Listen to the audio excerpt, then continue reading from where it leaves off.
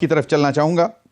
Ahmad Owais advocate صاحب، ایک تو خواجہ آصف صاحب کا جو کمنٹ ہے اس پر بھی ذرا بتائیں کہ کیا واقعی ایسی بات ہے. نثار کھوڑو صاحب کا بھی یہی خیال ہے کہ بیسیکلی جو جیل میں ہیں آپ کے بانی پی ٹی آئی، وہ بیسیکلی کمپرومائزڈ ہیں اور وہی کمپرومائز کرنا چاہ رہے ہیں، جس کی وجہ سے خواجہ آصف صاحب نے اسٹیٹمنٹ دی. تو اس صورتحال میں گرینڈ الائنس کیسے ممکن ہوگا؟ کیونکہ اگر کوئی بھی آنا چاہے گا اور وہ دیکھے گا کہ آپ لوگ کمپرومائزڈ ہیں تو وہ آپ کے ساتھ کیوں شامل ہوں گے؟ بسم اللہ الرحمن الرحیم.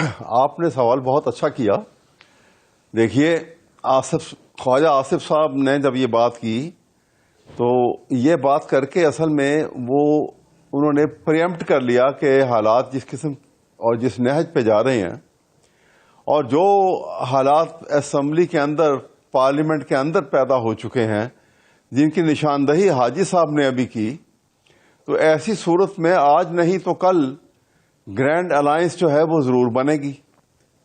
اور اگر بنے گی تو وہ پریمپٹ کر کے وہ ایک ایسی بات کر رہے ہیں کہ جہاں پہ گرینڈ الائنس کے لیے ایک رخنہ اندازی ہو کہ جی آپ کا لیڈر جو ہے، پی ٹی آئی کا لیڈر جو ہے عمران خان، وہ تو اسٹیبلشمنٹ کے ساتھ کہیں کمپرومائز کر رہا ہے، تو آپ کس بات کی الائنس بنائیں گے؟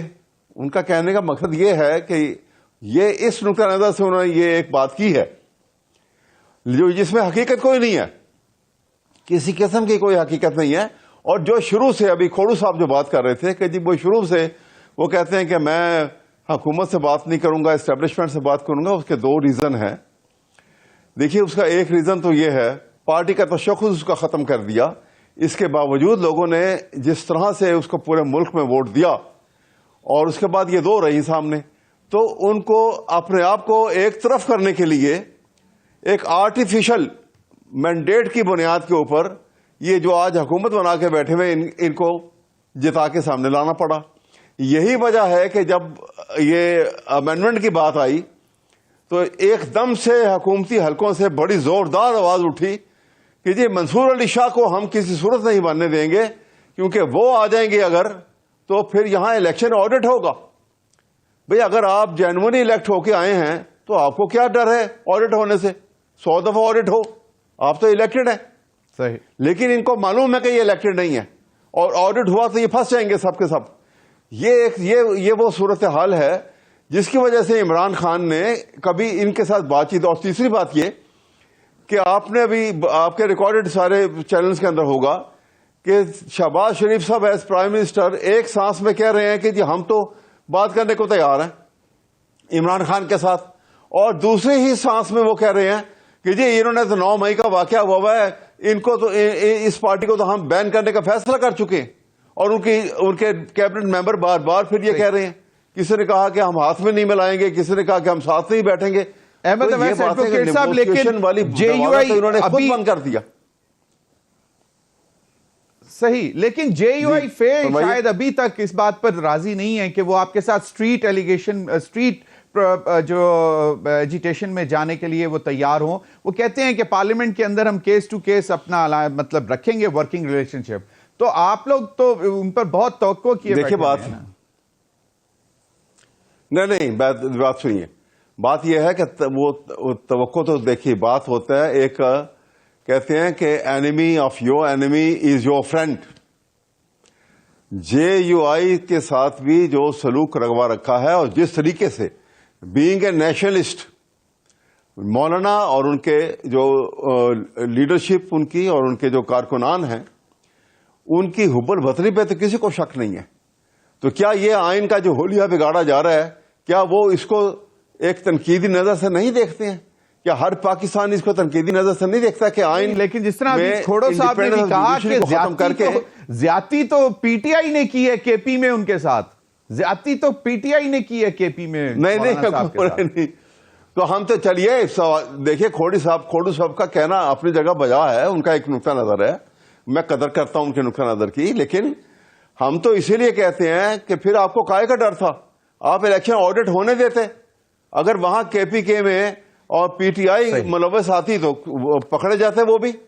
اس میں یہ تو نہیں کہ کسی کو بچا دیں گے ہم، یہ تو آڈٹ ہوگا تو وہ تو پھر اینڈ بلاک ہوگا، سب کے لیے ہوگا. تو بات یہ ہے کہ حالات ایسے پیدا ہو چکے ہیں. صحیح، بالکل صحیح. ایک نان ریپرزینٹیٹو گورنمنٹ جو ہے، غیر نمائندہ حکومت جو ہے، وہ اقتدار میں آ کے انہوں نے ایسی سچویشن کریٹ کر دی ہے کہ آئین کا حلیہ آپ کا خیال ہے کہ باقاعدہ طور پر گرینڈ اپوزیشن کا ایک الائنس بنے گا؟ بالکل صحیح، یہ بالکل صحیح فرمایا. لیکن جو سب سے پہلی دفعہ جب ہم نے 27ویں ترمیم کے متعلق سنا، وہ مولانا فضل الرحمان صاحب کی زبان سے سنا کہ وہ بھی کہہ رہے تھے کہ ہم سن رہے ہیں کہ کوئی 27ویں ترمیم آ رہی ہے، لیکن ہم کبھی بھی کسی بھی طرح کمپرومائز نہیں ہوں گے اور نہیں آنے دیں گے. بالکل صحیح. احمد جی احمد اویس ایڈوکیٹ صاحب، اب یہ ساری یقیناً کہا جاتا ہے کہ ملک میں سیاسی استحکام ہوگا تو معاشی استحکام آئے گا. ابھی اگر منی بجٹ کی ضرورت پیش آ رہی ہے، ضرورت بڑھ رہی ہے، اس کی وجہ صرف یہ ہے کہ ٹیکس کلیکشن میں کوئی پرابلمز ہیں اور کچھ گھپلے وغیرہ بھی ہو رہے ہیں، اور جس وجہ سے IMF کا خیال ہے کہ جناب آپ کو کچھ نہ کچھ اور مزید اقدامات اٹھانے پڑیں گے. ایک طرف سیاسی استحکام کے لیے آپ لوگ بالکل جو ہیں وہ تیار نہیں ہیں، آپ کہتے ہیں ایسی کی تیسی ہم تو اب سڑکوں پہ نکلیں گے اور حتمی طور پر اب ایک جو ہے وہ فائنل کال ہوگی اور اس کے بعد ہم عمران خان کو رہا کرا کے نکلیں گے، تو وہ تو پھر انتشار والی سیاست ہی ہوگی نا سر؟ دیکھیے، پہلے تو میں دو لفظوں میں، ابھی کھوڑو صاحب نے ایک سوال کیا تھا اور ایک انہوں نے کہا تھا کہ لیک آف نالج کی وجہ سے میں اس کے اوپر حتمی رائے دے نہیں سکتا، وہ جوڈیشل کمیشن کی بات کی تھی. تو کھوڑی صاحب کو بھی میں بتا دوں کہ اس میں صورتحال جس کی وجہ سے اس کے اوپر اعتراضات بھی بہت سارے آئے ہیں اور PTI کی طرف سے، پیپل پارٹی کی طرف سے بھی اس پہ اعتراضات آئے، اس کی وجہ یہ ہے کہ ایکول ریپرزنٹیشن انہوں نے دی، لیکن اس کے ساتھ دو اپنے الگ سے ممبر رکھ لیے، ایک اٹارنی جنرل اور ایک لا منسٹر. تو دو یہ جب اکٹھے ان میں شامل ہو گئے ایکوالٹی کے اندر تو یہ میجورٹی میں چلے گئے، اور یہی دو کی وجہ سے وہ ہر جگہ پہ ابھی آپ نے دیکھا کہ کبھی ایسا ہوا نہیں ہوگا کہ جوڈیشل کمیشن میں چیف جسٹس سپریم کورٹ بھی بیٹھے ہوں، سینئر ترین جو ہیں 4 جج صاحبات بھی بیٹھے ہوئے ہوں، اور وہاں پر جب وہ ووٹنگ کرائیں اور ووٹنگ میں چیف جسٹس اور سینئر جج صاحبان جو ہیں وہ ووٹنگ ہار جائیں اور ووٹنگ اس طرح ہار جائیں کہ وہ جج صاحب جن کو حکومت کی طرف سے یہ انکلیشن ملی تھی کہ آپ کو لے کر آنا ہے، وہ بھی اپنا ہاتھ کھڑا کر دیں. یعنی جس جج کو آپ نے جو اس کانسٹیٹیوشنل بینچ کا سربراہ بنانا ہے، وہ خود اپنا ہاتھ کھڑا کر رہا ہے کہ مجھے بنا دو.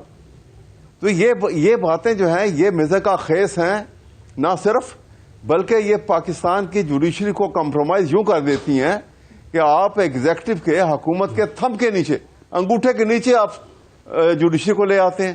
اس میں بھول جائیے، پولیٹیکل پارٹیز کو بھول جائیے. یہ دیکھیے کہ یہ چیز کیا اس طرح سے نظام حکومت چل سکتا ہے، عدل کا نظام چل سکتا ہے؟ اس نقطہ نظر سے آپ کو دیکھنا ہوگا اس کو.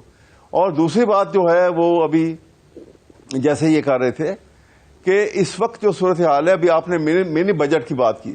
دیکھیے، منی بجٹ کی ضرورت پڑتی ہے کہ جہاں پہ کچھ ایسے پروجیکٹ رہ جاتے ہیں جن کے لیے آپ کے پاس فنڈز کی کمی ہے، تو آپ منی بجٹ کی طرف جاتے ہیں کہ ہمیں ٹیکسیشن فلاں چیزیں ہیں، یہ پوری کرنے کے لیے ہماری یہ ضروریات ہیں، ان کو ایسا پورا کیا جائے تاکہ یہ معاملات بھی مکمل ہو جائیں. تو یہاں میں آپ سے بات کروں گا، اور میں کیونکہ ہمارے درمیان سب سے سینئر سیاستدان جو ہیں وہ تو کھوڑو صاحب بیٹھے میں. دیکھیے، اس وقت پاکستان کے اندر محتاط اندازے کے مطابق 55% سے تجاوز کر گئی ہے بلو پاورٹی لائن جو لوگ زندگی گزار رہے ہیں ان کی تعداد.